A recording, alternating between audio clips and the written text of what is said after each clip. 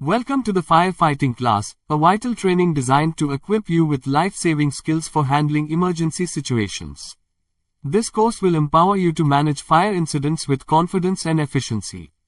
Organized by the RPF Training Center, Maula Ali, South Central Railway. Today we will discuss about following points. First, fire and fire triangle. Second, classification of fire. Third, fire extinguishing methods. Fourth, types of fire extinguishers. Fifth, how to use fire extinguisher. Sixth, firefighting equipments. Seventh, action to be taken in case of fire incidents at train. 8. Sections related to transportation of dangerous goods in train and conclusion. Let us discuss, what is fire and fire triangle. Fire is a chemical reaction known as combustion, in which a material, usually called fuel, reacts with oxygen, producing heat, light, and various byproducts like carbon dioxide and water. The key elements required to create and sustain fire are often described as the fire triangle, which includes heat, fuel, and oxygen. When these three elements combine in the right proportions, fire is created. The flames we see in fire are the result of gases being released from the burning material and reacting with oxygen, producing visible light. The fire triangle is a simple model used to understand the three essential components required for fire to occur and sustain itself.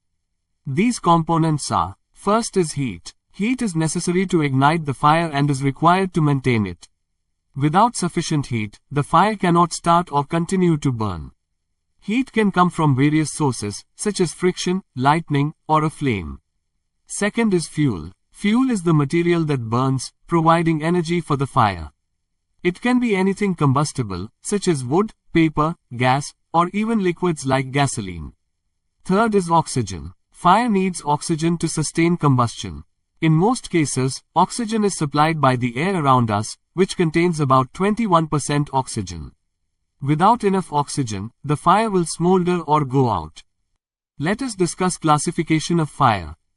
Fires are classified into different categories based on the type of fuel involved. Understanding the classification of fire helps in choosing the correct extinguishing method. Here are the main fire classes. First is Class A fires involving ordinary combustibles. Solid materials like wood, paper, cloth, rubber, plastics etc. are the fuel.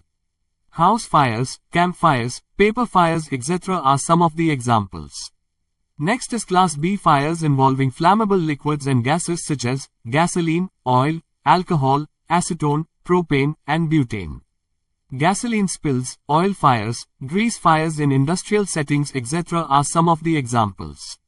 Next is Class C fires involving electrical equipment. This include energized electrical equipment such as wiring, circuit breakers, appliances, and machinery. Examples are electrical panel fires, appliance fires etc. Next is Class D fires involving combustible metals such as magnesium, titanium, potassium, lithium, aluminum, and sodium. Examples are laboratory fires, industrial fires involving metals like magnesium or titanium etc. Last is Class K fires involving cooking oils and fats, kitchen fires. This include cooking oils and fats used in kitchens, such as animal fats or vegetable oils. Examples are fryer fires, stove-top oil fires etc. Our next topic is fire extinguishing methods, which is a very important subject to discuss. Fire extinguishing methods are based on disrupting one or more elements of the fire triangle, that is, heat, fuel, or oxygen. There are several common techniques used to extinguish fires, depending on the type of fire and the environment. Let us discuss the key fire extinguishing methods. First is cooling, removing heat. This is the most common way to extinguish fires, especially for class of fires which includes solid fuels like wood, paper, and textiles. Water cools the material, lowering its temperature below the ignition point. Water is sprayed directly onto the flames to absorb heat and reduce the fire's temperature. Water should not be used on electrical fires or oil fires. That is Class C and Class B fires, because water can conduct electricity and spread burning liquids. Second is smoothing, removing oxygen. A fire blanket is used to cover small fires, cutting off the oxygen supply and smothering the flames. This method is effective for small kitchen fires or when someone's clothing catches fire.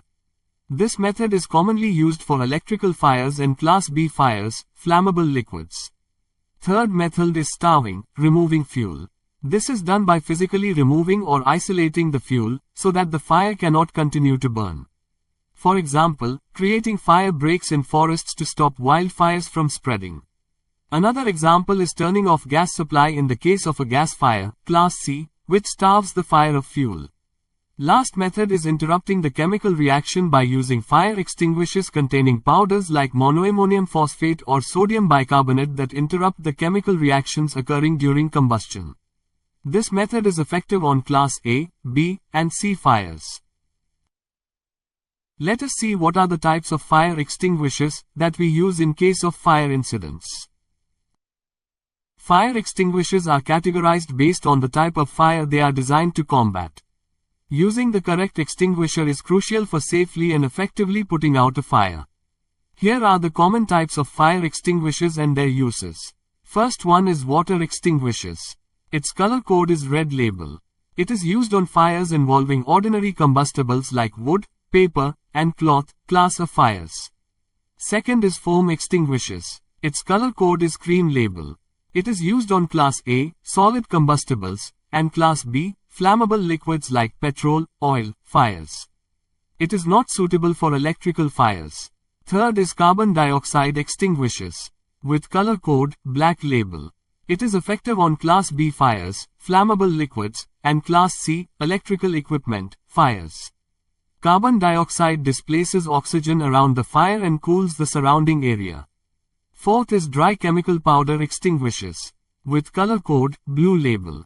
It is a multi-purpose extinguisher, which is effective on Class A, solid combustibles, Class B, flammable liquids, and Class C, electrical fires. Major disadvantages is this leaves residue, which can damage sensitive electrical equipment. Fifth is wet chemical extinguishers. With color code, yellow label. It is designed specifically for kitchen fires involving cooking oils and fats, Class K fires. This type is not suitable for Class B or electrical fires. Last is specialized dry powder extinguishers with color code, yellow label, similar to wet chemical. This is effective for Class D fires involving combustible metals like magnesium, lithium, and sodium. Let us see how to use fire extinguisher in case of fire incident.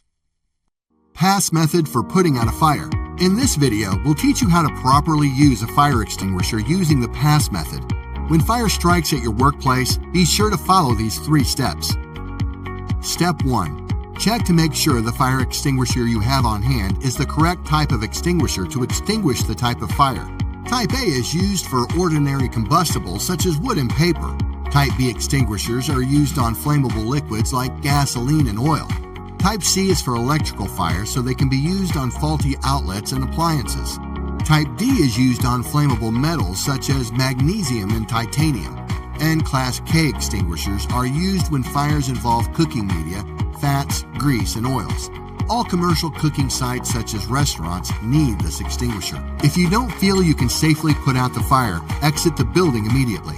Step 2. With the extinguisher in hand, step 6 to 8 feet away from the fire. Step 3. Use the pass method to put out the fire. P. Pull the pin so that you're able to discharge the extinguisher. A. Aim the extinguisher nozzle at the base of the fire. S. Squeeze the lever to discharge the extinguishing agent. Releasing the lever will stop the discharge. S. Sweep. Pointing the extinguisher at the base of the fire, move the extinguisher from left to right or back and forth in a sweeping motion until the fire is out. When the fire is out, continue to watch the fire to ensure the fire does not ignite once again. If the fire comes back, repeat the pass method. Recap. P. Pull the pin. A. Aim. S. Squeeze. And S. Sweep. Let us look at some of the important firefighting equipment. 1. Fire extinguishers, which are portable devices used to put out small fires. They come in various types: water, foam, CO2, dry powder, suitable for different kinds of fires. 2. Fire hoses used to convey water from a source to the fire. They can be found in various diameters and lengths.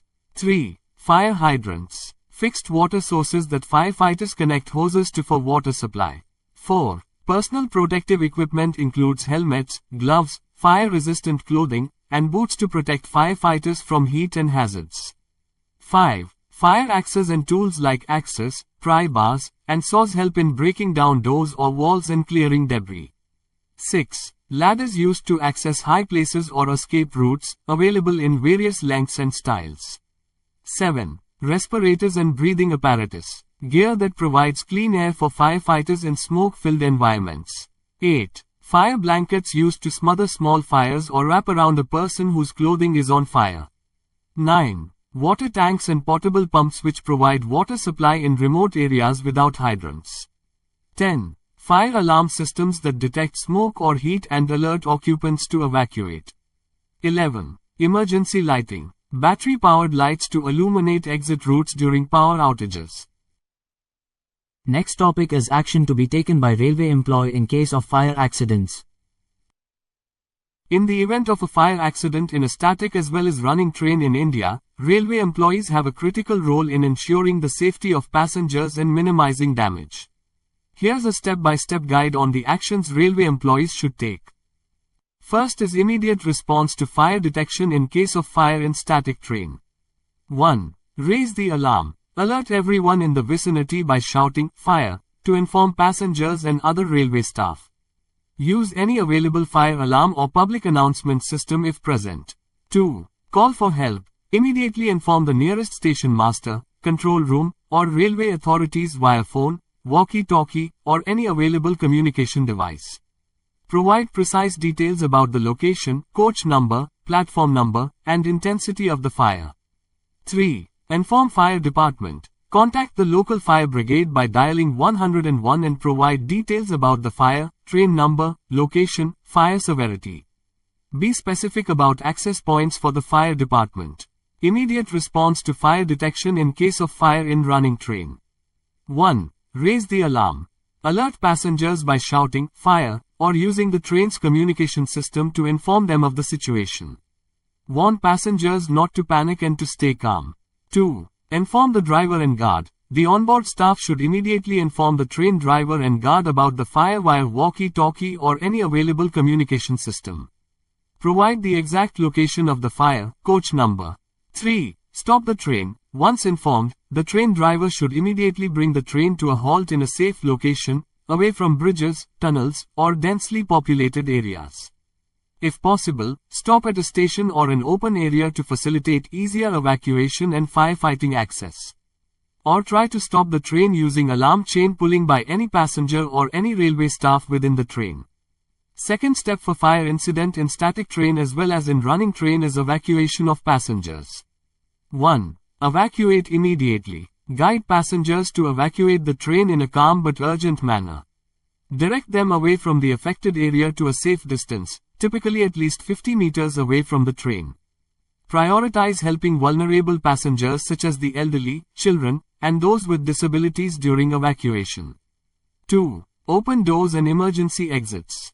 Open the doors manually if automatic systems fail. Guide passengers to emergency exits and ensure that there is no overcrowding during evacuation. 3. Avoid panic and stampede. Ensure the evacuation is orderly to avoid stampede situations. Keep passengers calm while directing them away from the danger. Third one is fight the fire, if safe and feasible. 1. Use fire extinguishers.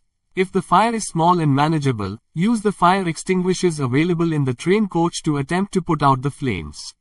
Follow the pass method, pull, aim, squeeze, sweep, for using the fire extinguisher, and focus on the base of the fire. 2. Disconnect electrical supply. If the fire is suspected to be caused by electrical equipment, switch off the power supply of the train to prevent further electrical sparks and escalation of the fire. 3. Use sand or water. If extinguishers are not available, use sand, blankets, or water, only if the fire is not electrical, to try to smother the flames. 4. Stop if fire spreads. If the fire becomes uncontrollable, evacuate the area immediately and wait for the fire department to arrive. Fourth one is protective measures. 1. Close windows and doors. Close windows and doors of unaffected coaches to prevent the fire from spreading due to wind or air drafts. 2. Isolate the affected coach. If possible, isolate the coach where the fire is located by closing interconnecting doors or separating the coach from the rest of the train if it is safe to do so. Fifth one is report and communicate. 1. Inform the station control room. Update the station master and control room on the status of the fire, evacuation progress, and any injuries or casualties. 2. Coordinate with authorities. Assist railway officials, the fire department, and emergency services with relevant information, train layout, affected coaches, to streamline firefighting and rescue operations. Sixth is medical assistance and casualty management. 1. Provide first aid. Administer basic first aid to injured passengers, especially for burns, smoke inhalation, and other fire-related injuries, until medical professionals arrive. 2. Evacuate casualties. Move seriously injured or unconscious passengers away from the fire and call for medical assistance through the railway's emergency channels. 3. Arrange medical help. Liaise with local hospitals and ensure medical help is available at the scene or nearby. 7th is post-incident measures. 1. Preserve the scene. After the fire has been controlled, ensure that the fire-damaged coach or area is not tampered with, until railway authorities, fire officials, and investigators arrive to determine the cause of the fire. 2. Record details. Document the fire incident, including the time it was detected, steps taken to control it, evacuation details, injuries, and communication made to authorities. This report will be useful for further investigations and claims. Last is public communication and coordination. Coordinate with emergency response teams. Railway staff should work closely with emergency response teams, ensuring they have easy access to the site and necessary resources. Our last topic is sections related to transportation of endangerous goods in train and conclusion. According to Section 67 of Railway Act, no person shall take with him on a railway, or require a railway administration to carry such dangerous or offensive goods, as may be prescribed. Anyone who takes dangerous goods on a railway in violation of Section 67, entrusts dangerous goods to the railway administration for carriage, brings dangerous goods on the railway is punishable under Section 164 of the Railways Act, 1989 and is liable to imprisonment for up to 3 years or a fine of up to 1,000 rupees or both imprisonment and a fine. Also liable for any loss, injury, or damage caused by bringing the goods on the railway. Section 165 of the Railways Act of 1989 deals with the illegal transportation of offensive goods on a railway. It states that anyone who takes offensive goods on a railway or entrusts them to the railway administration for carriage is liable to a fine of up to 500 rupees. The offender is also liable for any loss, injury, or damage caused by bringing the offensive goods on the railway. Raising awareness about fire safety is crucial. I hope everyone has gained valuable information from this session. Thank you.